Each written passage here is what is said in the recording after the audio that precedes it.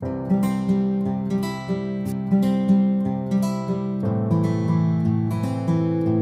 Everyone, welcome back to the channel. I hope you all are doing great. तो हम आज की video में डिस्कस करेंगे गैस क्रोमेटोग्राफी के बारे में। इस क्रोमेटोग्राफी के बारे में हम लोग इसका बेसिक प्रिंसिपल डिस्कस करेंगे, उसके बाद इसकी इंस्ट्रूमेंटेशन डिस्कस करेंगे। इसके जो इंस्ट्रूमेंटेशन का हर एक जो पार्ट है वो हम डिटेल में डिस्कस करने वाले हैं। उसके बाद हम लोग कुछ डिटेक्टर्स को डिस्कस करेंगे जो कि इसके इंस्ट्रूमेंटेशन पार्ट में ही आप कंसिडर कर सकते हो, और हम फिर उसके बाद इसकी ग्राफिकल इंटरप्रिटेशन को देखेंगे। तो चलते हैं हमारे आज के टॉपिक की तरफ। तो क्रोमेटोग्राफी क्या होती है? क्रोमेटोग्राफी हमारी कोई भी एक ऐसी एनालिटिकल टेक्निक है जो कि आपके सैंपल के कंपोनेंट्स को सेपरेट आउट करने में हमारी हेल्प करती है। सपोज आपके पास कोई एक मिक्सचर है जिसके अंदर डीएनएस प्रेजेंट है, प्रोटीन्स प्रेजेंट है और भी वेरियस कंपोनेंट्स प्रेजेंट है। उसको आपको सेपरेट आउट करना है, एक पर्टिकुलर कंपोनेंट को सेपरेट आउट करना है। उसके लिए आप जो टेक्निक का यूज़ करते हो उसको क्या बोलते हैं? हम क्रोमेटोग्राफी। अब बारी आ जाती है इसके नाम की कि हम लोग इसको गैस क्रोमेटोग्राफी क्यों बोलते हैं? क्योंकि इसके अंदर जो हम मोबाइल फेज़ यूज़ करते हैं वो क्या होता है? हमारा गैस होता है। मोबाइल फेज़ क्या होता है? वो फेज़ जो कि आपका मूव कर पाता है उसको हम मोबाइल फेज़ बोलते हैं। और इस क्रोमेटोग्राफी में हम लोग गैस को as a mobile phase use करते हैं, इसीलिए इस क्रोमेटोग्राफी का नाम क्या पड़ा है? Gas chromatography. अब गैस क्रोमेटोग्राफी को हम वेपर फेस क्रोमेटोग्राफी भी बोलते हैं या गैस लिक्विड पार्टीशन क्रोमेटोग्राफी भी बोलते हैं। अब ये नाम इसके क्यों पड़े, आप थोड़ी देर में खुद ही जान जाओगे कि वेपर फेस क्रोमेटोग्राफी या गैस लिक्विड पार्टीशन क्रोमेटोग्राफी हम इसको क्यों बोलते हैं। ओके, अब मोबाइल फेस तो हमें पता चल गया कि जिसके ऊपर इसका नाम पड़ा कि आपको उसको गैस क्रोमेटोग्राफी है, तो गैस आपने मोबाइल फेस की तरह यूज़ कर लिया।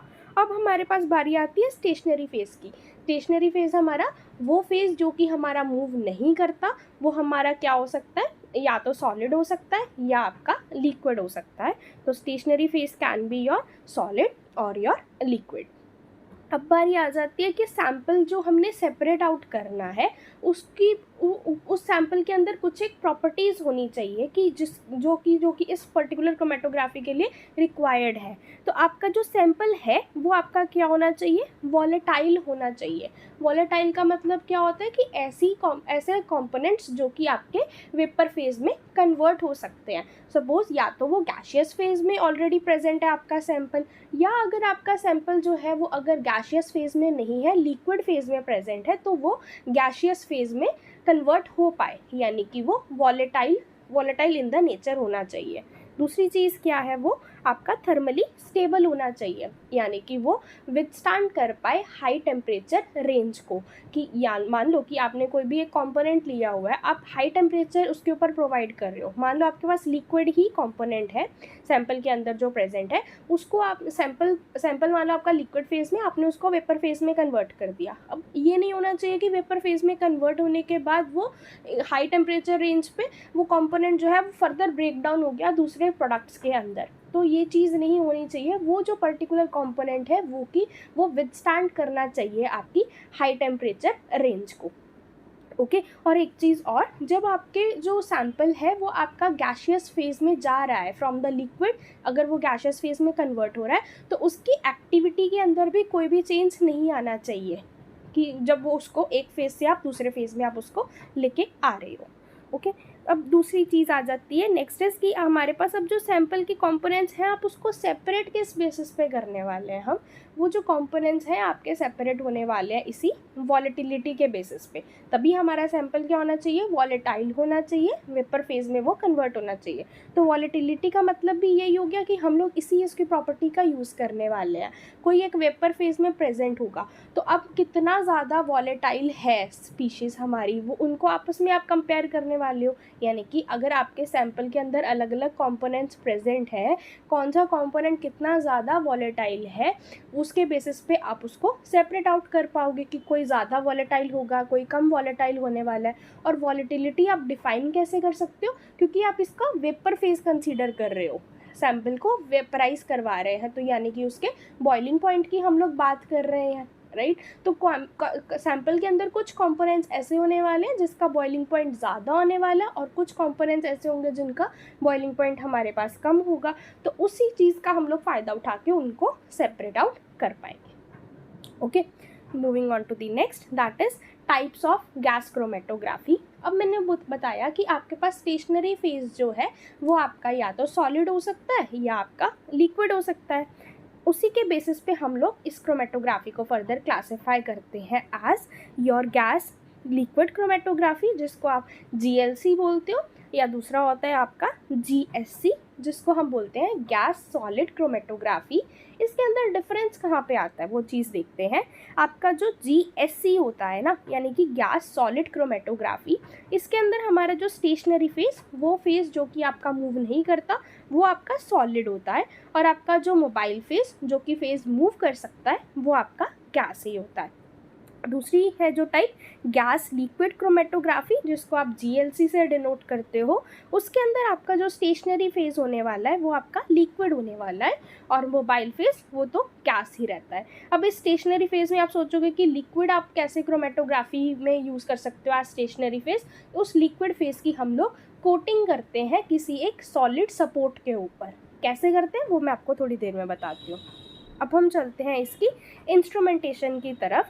अब आप ये देखो, ये इसका बेसिकली सेटअप होता है जो कि जिसके थ्रू हम लोग इस क्रोमेटोग्राफी को परफॉर्म किया जाता है। इसके जो वेरियस कंपोनेंट्स हैं, पहला पार्ट है इसका कैरियर गैस होता है, जिसको आप मोबाइल फेज बोलते हो, जो कि हमने ली हुई थी अभी। अब जो इसमें गैस हम लोगों ने लेनी होती है वो जनरली हमें इनर्ट गैस चाहिए होती है, और हम जनरली हीलियम को लेते हैं एज योर कैरियर गैस, क्योंकि वो इनर्ट है, नोबल गैस है, वो किसी के साथ रिएक्ट नहीं कर सकती, और हमें यही चीज़ की रिक्वायरमेंट है कि आपके जो मोबाइल फेज है वो आपके कंपोनेंट्स के साथ रिएक्ट ना कर पाए। तो इसीलिए कैरियर गैस हम लोग जनरली हीलियम को यूज़ करते हैं। उसके बाद जो कैरियर गैस है ये एक बॉटल में कंटेन्ड है, ये फर्दर कनेक्टेड है एक पंप रेगुलेटर के साथ, जो कि आपके गैस के प्रेशर को कंट्रोल करने में हेल्प करता है कि आपको कितनी रेंज का pressure of the pressure, gas का प्रेशर जो हम यहाँ से कैरियर गैस का प्रोवाइड कर रहे हैं वो आपका कितना प्रेशर रेंज रखनी है आपको, या आपको फ्लो रेट कितना प्रोवाइड करना है गैस को, उसके लिए हम लोग जो रेगुलेटर का यूज़ करते हैं वो है आपका पंप रेगुलेटर। फिर आती है यहाँ पे ऊपर आपकी सैंपल इंजेक्शन के लिए यह पार्ट होता है, जहाँ इसके ऊपर से आप लोग अपने सैंपल को इंजेक्ट किया जाता है। और फिर नीचे आ जाता है सैंपल इंजेक्टर जो है वो आपका कनेक्टेड है किसके साथ, एक कॉइल जो बनी हुई है। ये कॉइल क्या है, आपकी एक कॉलम ही है, यानी कि जिसके अंदर आपका स्टेशनरी फेज रहने वाला है आपका। फिर जो स्टेशनरी फेज जो कॉलम से निकलता हुआ ये जो कॉलम है, आपने बेसिकली इसको अवन में रखा होता है, जो कि हाई टेम्परेचर रेंज पे प्रेजेंट होता है। अप्रॉक्सीमेटली 150 to 300 डिग्री सेंटीग्रेड का इस अवन का आपके टेम्परेचर होता है। ओके, अब ये जो कॉलम है आपकी वो फर्दर आपकी कनेक्टेड होती है डिटेक्टर के साथ, यानी कि यहाँ से मेरे जो कंपोनेंट्स थे वो सेपरेट होने स्टार्ट हो गए स्टेशनरी फेज से, निकलते हुए वो किसके पास जाएंगे, आपके डिटेक्टर के पास। डिटेक्टर उसको डिटेक्ट करेगा और आपको जो है ग्राफ मिल जाएगा आपकी कंप्यूटर सिस्टम के ऊपर। आप इसका कंप्लीट रिप्रेजेंटेशन यहाँ से भी देख सकते हो कि आपके पास पहले यहाँ पे कैरियर गैस है जो कि आपका मोबाइल फेज, फर्दर वो कनेक्टेड है आपके गैस फ्लो कंट्रोलर यानी कि हमारा जो पंप रेगुलेटर था। उसके बाद ये जो है सैंपल को इंजेक्ट करना है, बेसिकली एक सिरिंज यूज़ करते हैं हम लोग सैंपल को इंजेक्ट करने के लिए। माइक्रो सिरिंजेस होती हैं जो कि आपके 0.5 ml के अबाउट आपके सैंपल को इंजेक्ट करने में हेल्प करती है। ये फर्दर आपके ये कॉलम से कनेक्टेड है। कॉलम आपका जो कि आपका स्टेशनरी फेज है जो कि कॉलम के अंदर प्लेस्ड है, ये कॉइल्ड शेप में हम लोग इसको यूज़ करते हैं, अवन में प्लेस्ड है। फर्दर ये कनेक्टेड है आपके डिटेक्टर के साथ, यानी कि सैंपल के कंपोनेंट्स यहाँ से निकलते गए डिटेक्टर के पास गए, फिर वो डाटा सिस्टम और आपको एनालिस्ट यानी कि यहाँ पे आप बैठे हो, आप कंप्यूटर स्क्रीन पे अपना वो देख सकते हो ग्राफ को। ठीक है, तो अब बारी आ जाती है हमारी इसके ऊपर प्रिंसिपल की बात करते हैं हम, कि जो सैंपल के कंपोनेंट्स हैं हमने देख लिया वॉलेटिलिटी के बेसिस पे वो सेपरेट आउट हो रहे हैं, बट हमने पिछली क्लासेस में क्रोमेटोग्राफी के 5 प्रिंसिपल्स देखे थे। उसमें से एक प्रिंसिपल हमने देखा था कौन सा, पार्टीशन क्रोमेटोग्राफी के बारे में हमने देखा था, जिसके अंदर हमने क्या देखा था कि जो सैंपल के कंपोनेंट्स होते हैं वो अपने आप को डिफरेंट सॉल्वेंट्स के अंदर वो सेपरेट आउट कर पाते हैं। तो उसी चीज़ का हम लोग यहाँ पे भी फ़ायदा उठाते हैं कि जो यहाँ पे पार्टीशन वाला ही है प्रिंसिपल आपका, कि जो सैंपल के कंपोनेंट्स हैं ना वो आप अपने आप को डिस्ट्रीब्यूट करते हैं स्टेशनरी फेज़ के अंदर और मोबाइल फेज़ के अंदर।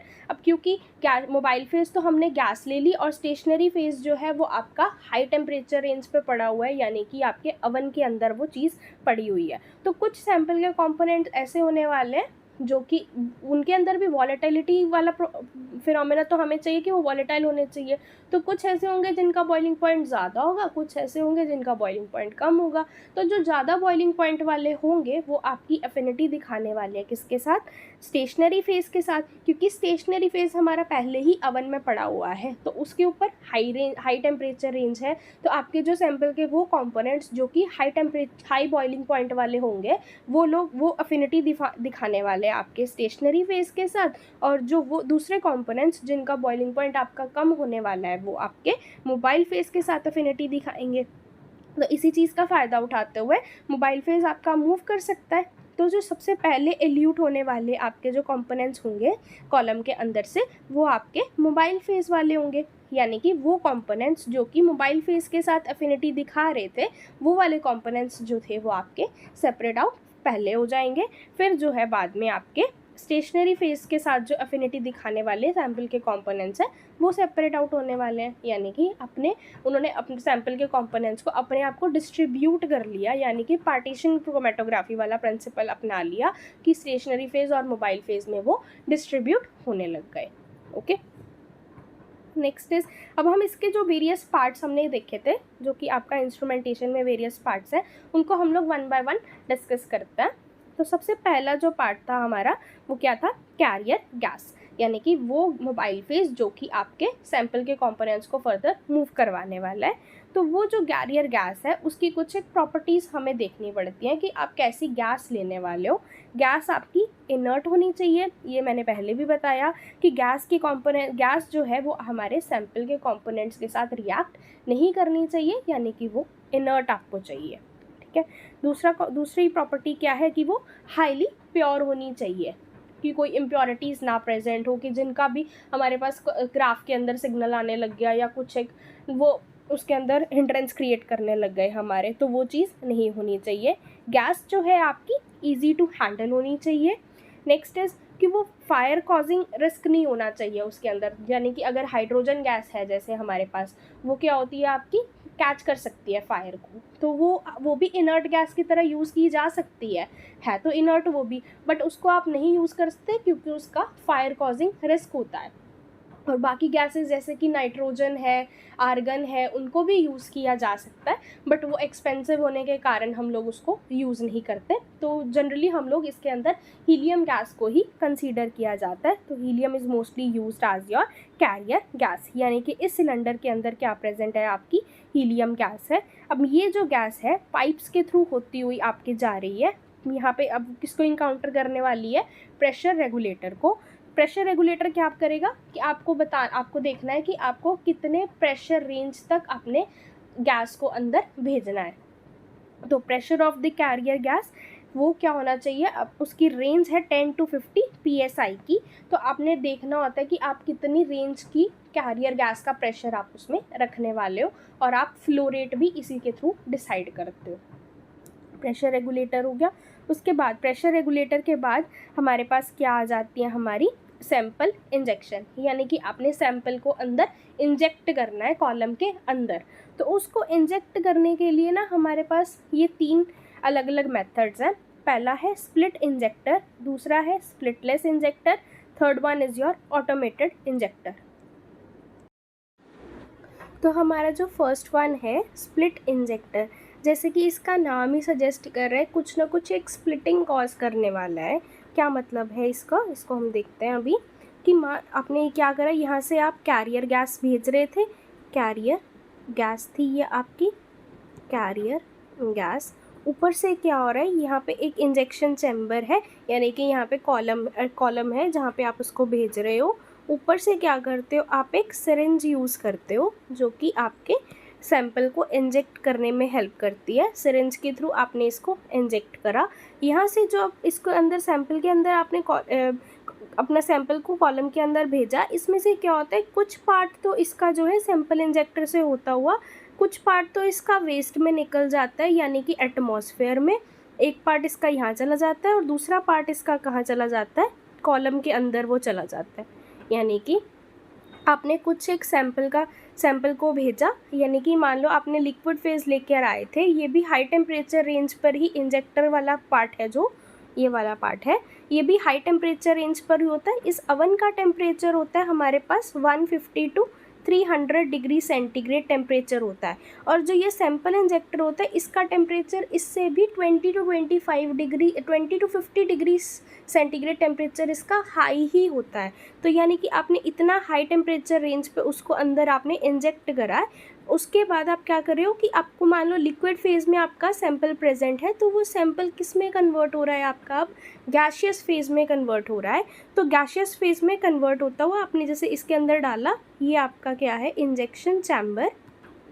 इंजेक्शन चैम्बर में आपने इसको भेजा, तो सैंपल का कुछ पार्ट क्या चला जाता है, आपका वेस्ट चला जाता है, यानी कि एटमॉस्फेयर में आपने इसको भेज दिया,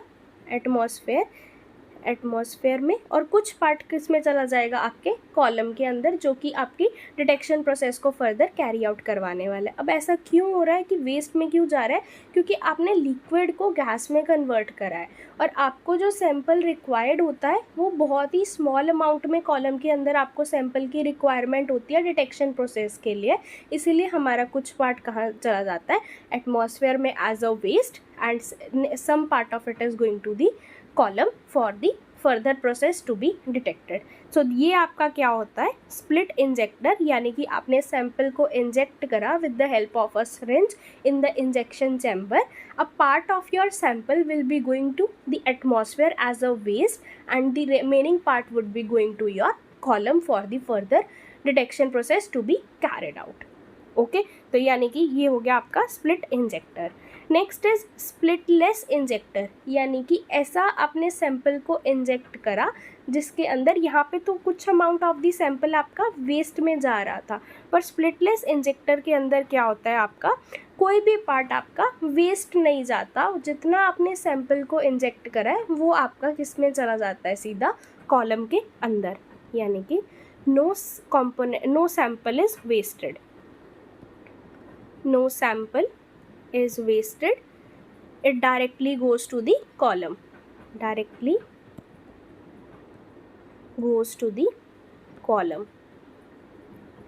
okay. Moving on to the next one, that is your automated injectors. अब automated injectors में क्या होता है, इसके अंदर ऐसी मान लो यहाँ पे एक ट्रे है जिसके अंदर आप लोग ऐसे होल्स प्रेजेंट होते हैं, जिसके अंदर आप लोग एम्प्योर्स को रखते हो, अपने क्या रखते हो आप, एम्प्योर्स को रखते हो, एम्प्योर्स को। ये आपकी ऐसी ग्लासिकल शेप ट्यूब्स प्रेजेंट होती हैं जिसके अंदर आपने अपने डिफरेंट सैंपल्स को भर के फिल करके रखा होता है। यहाँ पे ये ऐसे होल्स के अंदर आपने अपने इस ग्लास एम्प्योर्स को रखा होता है। अब ऐसे कितने एम्प्योर्स को आप इसके ट्रे के अंदर रख सकते हो, up to 150 samples, up to 150 samples आप लोग लेके आते हो, इनके अंदर आपने भर के रख दिया। क्या होने वाला है, बस आपने अपने आप जो है मशीन के अंदर क्या होता रहेगा, आपने भर के एक बारी सैंपल्स को रख दिया, वन बाय वन एक सैंपल को वो उठाता जाएगा अपने आप सिस्टम, और ग्राफिकल रिप्रेजेंटेशन आपको मिलती जाएगी। तो ऑटोमेटेड इंजेक्टर नाम ही सजेस्ट करता है ऑटोमेटिकली चीज़ों का होना। तो आपने ग्लास एम्प्योर्स को लेकर आए, सैंपल्स अलग अलग डिफरेंट आपने सैंपल्स आपने भर रखे थे, उनको आपने इस ट्रे के अंदर रख दिया। अब ये क्या होगा, इसमें से एक सैंपल को अपने आप वो उठाता जाएगा, मशीन के अंदर अपने आप उठाते जाएंगे, और जो है आपको ग्राफिकल रिप्रेजेंटेशन आप बस बाहर आप जो एनालिस्ट है वो अपना ग्राफिकल रिप्रेजेंटेशन बस यहाँ बैठा देखता रहेगा। ठीक है, तो ये हमारे डिफरेंट मेथड्स होते हैं जिसके थ्रू आप सैंपल को इंजेक्ट करते हो। एक चीज़ ध्यान देने वाली इसमें यही है कि जो टेम्परेचर रेंज होती है ना, यहाँ पे it is 20 to 50 degree centigrade higher than the oven. ये चीज़ मेन है। तो आप इसमें जब इंजेक्ट करते हो सिरिंज के थ्रू, माइक्रो सिरिंज उसको बोलते हैं। क्यों? क्योंकि small amount of the sample को आपको इंजेक्ट करना है। ये किसकी बनी होती है? आपकी क्वार्ट्स की बनी होती है। ओके, तो ये जो सिरिंज है आपकी क्वार्ट्स की बनी हुई है, ताकि वो हाई टेम्परेचर रेंज को वो विथस्टैंड कर पाए। आपने अब सैंपल को इंजेक्ट करने के आपके पास 3 मेथड आए। कौन कौन से? हमारे पास स्प्लिट इंजेक्टर, जिसमें से जब आप सैंपल को इंजेक्ट करते हो इंजेक्शन चैम्बर के अंदर, कुछ पार्ट ऑफ दी सैंपल जो है एज अ वेस्ट एटमॉस्फेयर में चला जाता है, कुछ पार्ट आपका कॉलम के अंदर जाता है। यानी कि small amount of the sample जो कि आपको रिक्वायर्ड है डिटेक्शन के लिए, वो आपका कॉलम के अंदर पहुंच रहा है। स्प्लिटलेस इंजेक्टर में आपको कोई भी पार्ट उसका वेस्ट नहीं होता। जितना आप माइक्रो सिरिंज के अंदर लेकर आते हो वो आपका डायरेक्टली कॉलम के अंदर चला जाता है। Next was your automated injectors. Automatically वो सैंपल्स को उठाता जाता है और ग्राफिकल रिप्रेजेंटेशन आपको मिलती जाती है। अप टू 150 सैंपल्स आप क्लासिकल एम्प्योर्स में ऐसे भर के रख सकते हो। इस ट्रे लाइक स्ट्रक्चर, ट्रे के जैसे अंदर है ऐसे होल्स बने हुए हैं, जिसके अंदर आपने ये ग्लास ट्यूब्स को फिल कर दिया। एक एक करके आपके सैंपल को मशीन अपने आप उठाएगी। उसके अंदर आपको कोई भी अटेंडेंट की रिक्वायरमेंट नहीं है कि कोई बंदा बारी बारी उसके अंदर सैंपल को भरी जा रहा है और वो डिटेक्ट करेगा। एकदम एक साथ ही आपने इतने भर के रख दिए, अपने आप उठाता जाएगा और ये आपको बस ग्राफ को देखना होता है। ये इसका फ़ायदा क्या है कि आपको आपका जो वर्कलोड है वो कम हो गया। एक ही बारी सैंपल को आपने सभी के सभी लोड करके रख दिया इसके अंदर, यानी एम्प्योर्स के अंदर भर के रख दिया। दूसरी चीज़ क्या है, ये आपकी रिप्रोड्यूसिबिलिटी को भी बढ़ा देगी। तो सबसे बेस्ट मेथड ये वाला ही है, ऑटोमेटेड इंजेक्टर्स, जिसके अंदर आपने large number of the samples को एक साथ ही आप रख सकते हो। डिफरेंट कंपोनेंट्स, डिफरेंट सैंपल्स को वो अपने आप मशीन उठाती जाती है और आपको रिप्रेजेंटेशन देती जाती है। So moving on to our next part now, that is our column. अब आपने देखा कि आप फ्लो रेट को भी डिसाइड कर रहे हो। जो पंप रेगुलेटर आपके पास होता है, पंप रेगुलेटर भी है, वो डिफरेंट प्रेशर रेंज भी उसने प्रोवाइड करनी है और डिफरेंट फ्लो रेट भी डिफाइन करना है। और ये चीज़ डिपेंड किस पे करेगी? आपके कॉलम के ऊपर डिपेंड करेगी। तो हम देखते हैं अब कॉलम के बारे में। जो कॉलम होती है ना, वो आपकी अवन के अंदर आपने प्लेस कर रखी है। ये आपकी स्टेनलेस स्टील की या गिलास की बनी हो सकती है। विथस्टैंड करना चाहिए इसको हाई रेंज टेम्परेचर को, क्योंकि ये अवन के अंदर वो पड़ी हुई है, तो वो टेम्परेचर रेंज को विथस्टैंड कर पाए, यानी कि थर्मली ये हमारी स्टेबल होनी चाहिए। तो ये किस मटेरियल की बनी होती है? आपकी ग्लास या स्टेनलेस स्टील की बनी होती है। अब जो ये है आपकी कॉलम्स डिफरेंट टाइप्स की होती हैं। एक तो बोलते हो आप पैक्ड कॉलम्स होती हैं, और दूसरी होती हैं आपकी, एक तो पैक्ड होती है और दूसरी होती है कैपिलरी कॉलम्स होती हैं।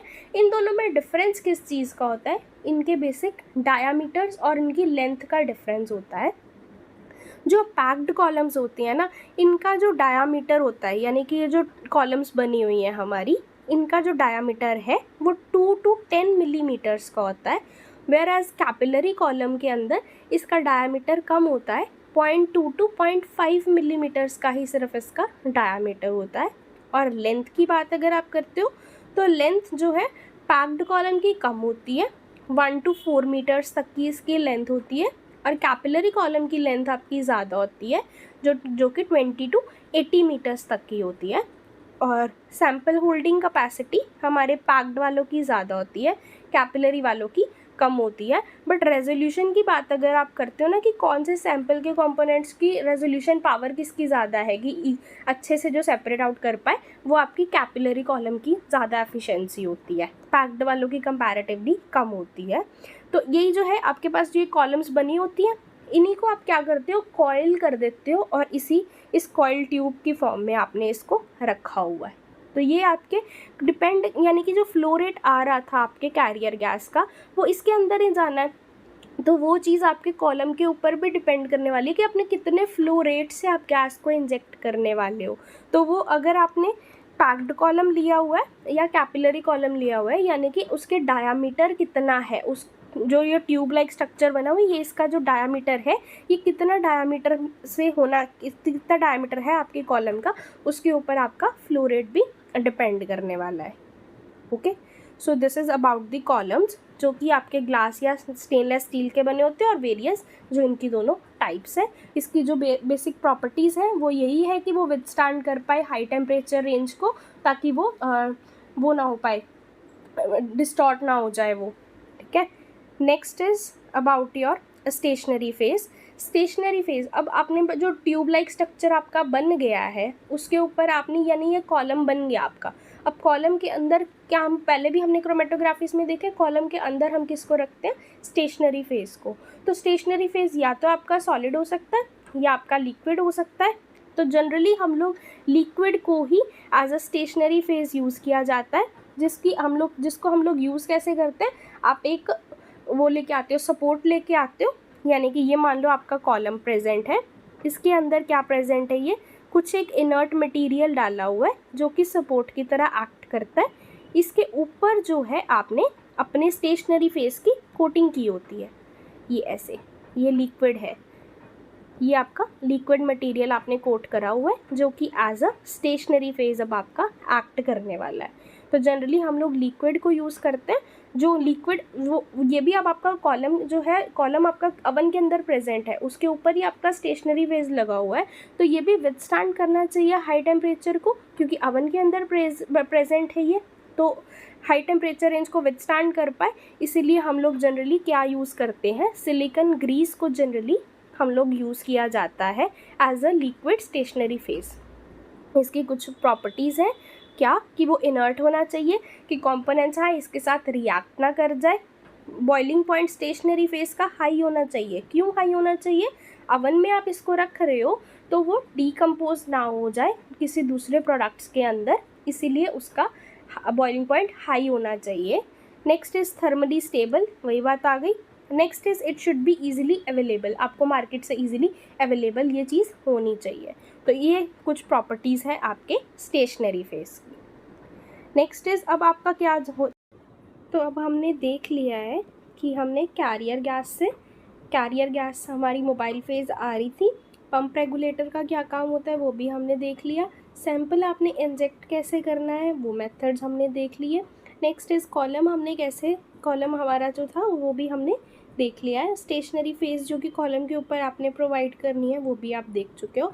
नेक्स्ट इज़ अब यहाँ से कॉलम से होता हुआ आपका जो कंपोनेंट्स है वो कहाँ जाने वाले हैं, हमारे डिटेक्टर्स के पास। तो अब हम चलते हैं हमारे नेक्स्ट पार्ट की तरफ जो कि है हमारा डिटेक्टर्स।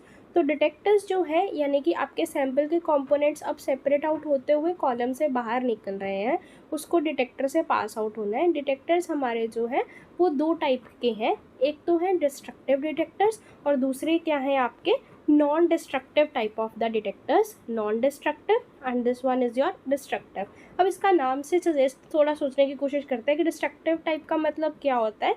डिस्ट्रक्टिव का मतलब कुछ ना कुछ डिस्ट्रक्शन को कॉज करता हुआ, यानी कि आपके जो सैंपल के कंपोनेंट्स आ रहे हैं अगर उनके अंदर कुछ ना कुछ एक डिस्ट्रक्शन आ रही है, वो कैसे आ सकती है, बाय आप उसको बर्न कर रहे हो या तो उस सैंपल के कंपोनेंट्स को, या उसकी इवेपोरेशन की प्रोसेस करवाई जा रही है, या उसको आप किसी दूसरे रिएजेंट्स के साथ कंबाइन करके किसी दूसरे प्रोडक्ट में कन्वर्ट किया जा रहा है। तो ऐसे टाइप ऑफ द डिटेक्टर्स को क्या बोला जाता है, destructive type of the detectors.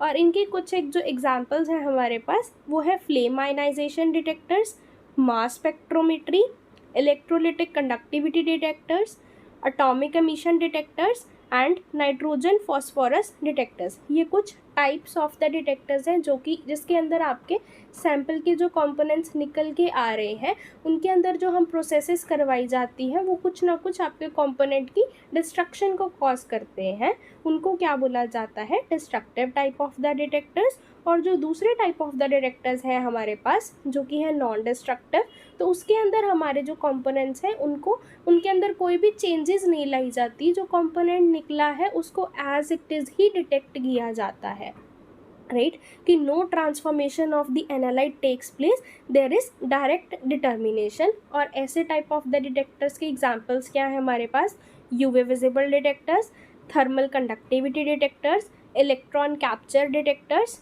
या फ्लोरोसेंस डिटेक्टर्स। ये कुछ टाइप ऑफ द डिटेक्टर्स हैं जो कि आपके नॉन डिस्ट्रक्टिव में जाते हैं। तो मोस्ट कॉमनली जो टाइप ऑफ द डिटेक्टर्स हम लोग यूज़ करते हैं वो है आपका फ्लेम आयनाइजेशन डिटेक्टर या क्या है आपका मास स्पेक्ट्रोमेट्री।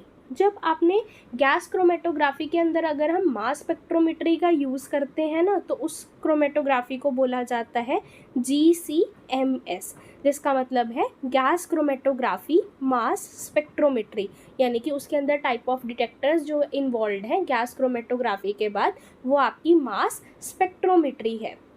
ओके, अब हम डिस्कस करते हैं फ्लेम आयनाइजेशन डिटेक्टर के बारे में कि ये जो डिटेक्टर है आपके कंपोनेंट्स को डिटेक्ट कैसे करता है। तो फ्लेम आयनाइजेशन डिटेक्टर, नाम क्या है, फ्लेम, यानी कि कुछ ना कुछ फ्लेम को इंड्यूस करने वाला, आयनाइजेशन मतलब आयंस की फॉर्मेशन करवाने वाला, आयंस का मतलब आयनाइजेशन हम पढ़ते हैं ना, आयनाइजेशन एनर्जी की कुछ अमाउंट ऑफ दी एनर्जी आपको उसमें से इलेक्ट्रॉन्स को रिमूव करने के लिए रिक्वायर्ड है। तो बेसिकली प्रोसेस क्या करवा रहे हो आप, इलेक्ट्रॉन्स को रिमूव करना और उसकी आयनाइजेशन को आयंस को फॉर्म करना, और आप किसके प्रेजेंस में करवा रहे हो आप, फ्लेम जो है वो आपकी आयनाइजेशन करवाने में इसमें हेल्प कर रही है। तो नाम आपको क्लियर हो गया, फ्लेम आयनाइजेशन डिटेक्टर्स। तो इसके अंदर होता क्या है कि आपके जो सैंपल के कंपोनेंट्स थे आपके अब सेपरेट होते हुए कॉलम के थ्रू जो है वो डिटेक्टर के अंदर जाने वाले हैं। तो यहाँ से कॉलम के अंदर से हमारे जो है ये सैंपल के कंपोनेंट्स आ रहे हैं। यहाँ आप देख सकते हो कि दो ऐसे चैम्बर्स अटैच्ड है, एक के अंदर आपकी हाइड्रोजन गैस फिल्ड है, दूसरे के अंदर आपकी ऑक्सीजन गैस फिल्ड है। अब ये इन दोनों की प्रेजेंस के अंदर क्या होता है, हमें पता है हाइड्रोजन क्या है, आपकी इन्फ्लेमेबल गैस है, यानी कि वो बर्निंग कॉज करने में आपकी हेल्प कर सकती है। तो क्या होता है, एयर जो ऑक्सीजन जो है एटमॉस्फेरिक ऑक्सीजन आती है, एयर हाइड्रोजन गैस बर्न करेगी और सैंपल के कंपोनेंट्स बर्न होते हुए उसकी आयनाइजेशन कॉज होने वाली है। अब जब आयनाइजेशन कॉज हो रही है तो कुछ ना कुछ इलेक्ट्रॉन्स का लॉस होने वाला है। तो ऊपर हमने क्या अटैच किए होते हैं, ये है आपकी इलेक्ट्रोड्स की प्लेट, ये क्या है आपके इलेक्ट्रोड्स, जो पॉजिटिवली चार्ज इलेक्ट्रोड है उसकी तरफ आपके इलेक्ट्रॉन्स का मूवमेंट होने वाला है, और जो कि आयंस प्रोड्यूस होंगे वो पॉजिटिवली चार्ज आयंस प्रोड्यूस होंगे, क्योंकि इलेक्ट्रॉन का रिमूव करने के बाद कैटायंस ही फॉर्म होते हैं। तो वो जो कैटायन जो है वो आपके दूसरी इलेक्ट्रोड की तरफ मूव करेंगे। अब हमारा काम क्या है, जो इलेक्ट्रॉन्स आपके मूव हो रहे हैं पॉजिटिव इलेक्ट्रोड की तरफ, वो आपके फर्दर, अब जब इलेक्ट्रॉन्स, हमें पता है जब इलेक्ट्रॉन्स की मूवमेंट होती है तो आपके पास क्या चीज़ की प्रोडक्शन होती है, करंट की प्रोडक्शन होती है। तो इसीलिए हमने क्या कर रखा है, इस इलेक्ट्रोड को हमने एक एम्पलीफायर के साथ कनेक्ट करा हुआ है, क्योंकि ये इलेक्ट्रॉन्स जब इसके साथ स्ट्राइक कर रहे हैं तो आपकी क्या हो रही है, करंट की प्रोडक्शन हो रही है। तो उसी को चीज़ को आप डिटेक्ट कर, जब आपका करंट प्रोड्यूस हो रहा है तो वो आप कंप्यूटर स्क्रीन के ऊपर आप अपनी देख सकते हो। तो ये चीज़, तो जो करंट प्रोड्यूस हो रहा है हमारा, उसके साथ हम लोग हमारे कंपोनेंट्स को डिटेक्ट कर सकते हैं। इसका एक मेन जो एडवांटेज है वो यही है कि इसके अंदर आपकी जो कैरियर गैस या मोबाइल फेज होता है उसकी डिटेक्शन नहीं होती, और जो डिसएडवांटेज है इसकी वो यही है कि आपके सैंपल की डिस्ट्रक्शन हो रही है, क्योंकि वो उसकी आयनाइजेशन प्रोसेस आप कुछ करवा रहे हो। तो यही उसके कुछ एडवांटेजेस और एक डिसएडवांटेजेस है। तो ये था आपका flame ionization detector. Moving on to the next type of the detector, that is your ECD, जिसका मतलब है इलेक्ट्रॉन कैप्चर डिटेक्टर। इसका मतलब क्या है, इलेक्ट्रॉन को कैप्चर करना, इलेक्ट्रॉन को कैप्चर करने वाला डिटेक्टर। नाम से कुछ एक हम लोग आइडिया तो लगा ही सकते हैं। तो इसके अंदर क्या होता है, हमारे पास ये एक ऐसा सेटअप है, चैम्बर प्रेजेंट है, जिसके अंदर क्या प्रेजेंट होती है, आपकी एक कैरियर गैसेज होती हैं जो कि नाइट्रोजन या आर्गन, अगेन इनर्ट गैसेज आपको रिक्वायर्ड होती है। ये जो है आपने एक फिल्म फॉइल्स लगाई होती हैं, फॉइल्स के अंदर क्या प्रेजेंट होता है, आपका रेडियो एक्टिव सब्सटेंस जो कि है आपका निकल 63 को कंटेन किया जाता है, और ऊपर आपने क्या अटैच करे हुए हैं, इलेक्ट्रोड्स को अटैच किया हुआ है, और नीचे से क्या आ रही है, आपकी कॉलम से आपका सैंपल के कंपोनेंट्स सेपरेट होते हुए यहाँ पे आ रहे हैं। तो इसमें प्रोसेस कैसे करवाई जाती है, अब हमें पता है रेडियो एक्टिव सब्सटेंसेस हमारे क्या होते हैं, अनस्टेबल होते हैं। बेसिकली निकल 63 जो है ये आपकी बीटा एमिशन को कॉज करता है, बीटा एमिशन को। तो अब इसमें क्या होगा कि आपके पास कैरियर गैस जो थी, कैरियर गैस इनिशियली क्या हो रही है, आपने इनलेट इसको प्रोवाइड करा हुआ है, तो ये जो कैरियर गैस जब आपकी जाएगी तो इस फिलामेंट, इस फॉइल के साथ वो अपनी इंटरैक्शन दिखाएगी, जिसके कारण क्या होगा, आपका रेडियो एक्टिव सब्सटेंस जो है वो एक्टिवेट हो जाएगा और आपके इलेक्ट्रॉन्स की वो इजेक्शन करनी स्टार्ट कर देगा, राइट। कि बीटा एमिशन कर रहा है, वो इलेक्ट्रॉन्स का रिमूवल होगा, तो वो जो इलेक्ट्रॉन्स हैं आपके, अब इस इलेक्ट्रोड्स जो ऊपर कनेक्टेड है उन प्लेट्स के ऊपर जाके वो अट्रैक्ट हो जाएंगे। अब ये जो इलेक्ट्रोड्स जो थे फर्दर वैसे ही हम लोग इसका भी एम्पलीफायर लगा के हम इसका करंट को रिकॉर्ड कर लेते हैं। तो हम क्या देख रहे हैं कि कैरियर गैस हम जब तक प्रोवाइड करते जा रहे हैं, आपके जो रेडियो एक्टिव सब्सटेंस जो है वो एक्टिव होता जा रहा है, एक्टिवेट होता जा रहा है, और आपके इलेक्ट्रॉन्स इजेक्ट होते हुए इलेक्ट्रोड प्लेट पे स्ट्राइक हो रहे हैं और आपको एक करंट की प्रोडक्शन मिल रही है। तो वो जो आप करंट की प्रोडक्शन आप देख रहे हो वो एक कांस्टेंट करंट आपको मिलता जा रहा है। बट अब क्या होगा, जैसे ही नीचे से कॉलम के अंदर से आपके सैंपल के कंपोनेंट्स आने स्टार्ट हो जाएंगे, इसके अंदर बेसिकली जो कंपोनेंट्स जो सैंपल के प्रेजेंट होते हैं, ये डिटेक्टर जो है बेसिकली इलेक्ट्रोनेगेटिव जो कंपोनेंट्स होते हैं ना, उनके लिए हम लोग यूज़ करते हैं इलेक्ट्रोनेगेटिव का मतलब जो कि इलेक्ट्रॉन की तरफ अट्रैक्शन अपनी दिखाने वाले हैं। तो यहाँ से कौन से स्पीशीज़ आ रहे हैं, आपके इलेक्ट्रोनेगेटिव कंपोनेंट्स जो हैं आपके कंपोनेंट्स में से इसमें कॉलम से आ रहे हैं। जैसे एग्जांपल इनकी क्या आप ले सकते हो, जैसे कि आपके हेलोजन्स हो गए, नाइट्रेट्स हो गए, कंजुगेटेड कार्बन्स हो गए, उस तरह के सैंपल के कंपोनेंट्स अब नीचे से आएंगे। तो जो इलेक्ट्रॉन्स ऊपर प्रोड्यूस हो रहे थे, अब मान लो हेलोजन्स आए नीचे से, वो अपनी इलेक्ट्रॉन की तरफ अब इजेक्शन अपनी अट्रैक्शन दिखाएंगे। तो वो जो इलेक्ट्रॉन है आपके कैप्चर किसने कर लिया, आपके सैंपल के कंपोनेंट ने। तो जिसके कारण क्या होगा, आपका जो पहले कांस्टेंट करंट प्रोड्यूस हो रहा था वो उसके अंदर आपको एक ड्रॉप देखने को मिलेगा, क्योंकि अब जो है वो इलेक्ट्रॉन्स की वजह से ही पहले आपका करंट प्रोड्यूस हो रहा था, अब वो इलेक्ट्रॉन जो है वो आपके सैंपल ने कैप्चर कर लिया। तो जिसके कारण आपके करंट में क्या आपको डिप देखने को मिलेगी, और वहीं से आप अपनी डिटेक्शन प्रोसेस देख सकते हो कि यानी कि मेरे कॉलम से अब क्या कंपोनेंट्स आने स्टार्ट हो गए हैं, जिसके कारण मेरी वो करंट के अंदर आपको डिप देखने को मिल रही है। अब कितनी अमाउंट ऑफ दी डिक्रीज़ आपको उसके अंदर देखने को मिलेगा करंट के अंदर, उससे आप अंदाज़ा लगा सकते हो कि आपके कंपोनेंट की अमाउंट कितनी है, राइट। तो एक बारी फिर से इसको देख लेते हैं। पहले क्या हो रहा था, कैरियर गैस आपकी जा रही थी जो कि आपके रेडियो एक्टिव सब्सटेंसेस को एक्टिवेट कर रही थी, जिसके कारण आपकी इलेक्ट्रॉन्स की प्रोडक्शन हो रही थी। वो जो इलेक्ट्रॉन्स थे आपके इलेक्ट्रोड की तरफ जा रहे थे, जिसके कारण आपका एक कांस्टेंट करंट प्रोड्यूस हो रहा था। बट अब आपने क्या करा, जैसे ही कॉलम के अंदर से आपके जो सैंपल के कंपोनेंट्स बेसिकली आपके इलेक्ट्रोनेगेटिव कंपोनेंट्स जैसे कि हैलोजन, नाइट्रेट्स या कंजुगेटेड कार्बन्स आए, वो इस इलेक्ट्रॉन को क्या करेंगे, अब कैप्चर कर लेंगे, जिसके कारण जो कि हमारा कांस्टेंट करंट प्रोड्यूस हो रहा था उसके अंदर आपको एक डिक्रीज़ देखने को मिल जाएगी। अमाउंट ऑफ द डिक्रीज़ से आप अंदाज़ा लगा सकते हो कि आपके कंपोनेंट जो सैंपल का है उसकी अमाउंट कितनी है। तो ये है आपका इलेक्ट्रॉन कैप्चर डिटेक्टर। ओके, अब हमने देख लिया कि हमारी सारी प्रोसेसेस कि कैरियर गैस से कैसे डिटेक्टर तक की प्रोसेस हो रही थी, ठीक है। अब हमें क्या देखना है कि फाइनली जो एनालिस्ट हम लोग बैठे हैं वहाँ पे, हमें ग्राफिकल रिप्रेजेंटेशन जो मिल रही है वो क्या हमें डिटेक्ट करने में हेल्प करती है।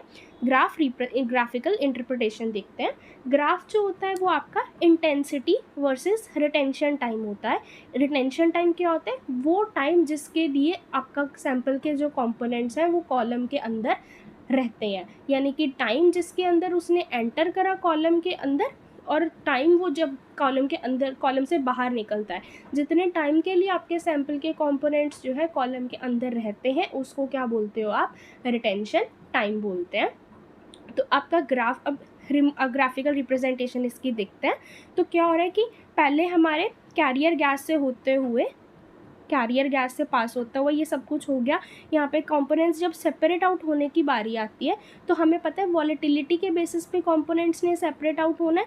तो कुछ ही कंपोनेंट्स होते हैं हमारे, जैसे मैंने यहाँ पे भी बताया था, जिनकी अफिनिटी मोबाइल फेज़ के साथ ज़्यादा होने वाली है, यानी कि जिनका बॉइलिंग पॉइंट पहले कम होने वाला है, वो वाले कंपोनेंट्स पहले बाहर निकलेंगे। और दूसरे नंबर पे कौन से कंपोनेंट्स निकलेंगे, वो जो कि स्टेशनरी फेस के साथ अपनी अफिनिटी दिखा रहे हैं, यानी कि वो कंपोनेंट्स जिनका बॉइलिंग पॉइंट कम होता है वो आपके कॉलम के अंदर से पहले एल्यूट आउट होंगे। फिर सेकेंड नंबर पे आप दूसरी पीक जो आपको दिख रही है सेकेंड नंबर पे, वो आपकी किसकी होने वाली है, वो कंपोनेंट्स जिनका बॉइलिंग पॉइंट हाई है, यानी कि वो जिनकी अफिनिटी आपकी स्टेशनरी फेस के साथ ज़्यादा थी। अब मान लो आपके सैंपल के अंदर ऐसे कंपोनेंट्स प्रेजेंट थे जिनका बॉइलिंग पॉइंट सेम है बट उनके मॉलिक्यूलर वेट्स के अंदर डिफरेंस है, तो तब क्या होने वाला है, पहले कौन से एल्यूट आउट होने वाले, वो जिनका लो मॉलिक्यूलर वेट होगा। लो मॉलिक्यूलर वेट होने का मतलब कि वो इजीली एल्यूट आउट हो रहे हैं। फिर सेकंड नंबर पे आपके वो एल्यूट होंगे जो कि आपके हायर मॉलिक्यूलर वेट वाले होने वाले हैं।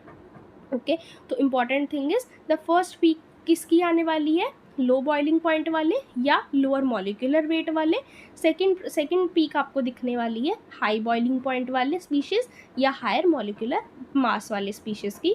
और इस पीक के अंदर जो कि आपका एरिया होता है, एरिया अंडर दी पीक होता है, वो आपको किसके बारे में बताएगा, आपकी कंसंट्रेशन कितनी है उस कंपोनेंट की प्रेजेंट है।